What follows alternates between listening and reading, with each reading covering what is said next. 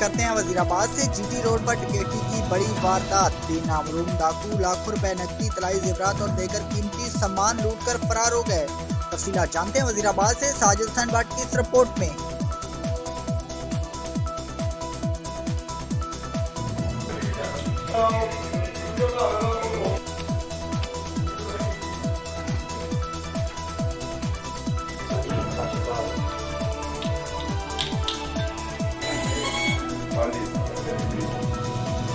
हाँ जी शहर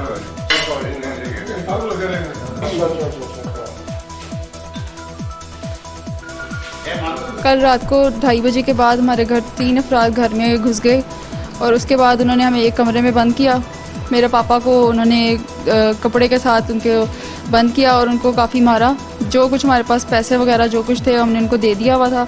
उसके बावजूद उन्होंने तशद्दुद किया काफ़ी मेरे पापा पर, उनको मारा काफ़ी, बांध कर काफ़ी तशद्दुद किया हम सब पे। और 2 घंटे हमारे घर में बैठे रहे हैं। 1 लाख रुपया कैश पड़ा हुआ था, वो निकाला पहले उन्होंने, और फिर 2 अंगूठियाँ थी सोने की, वो ली।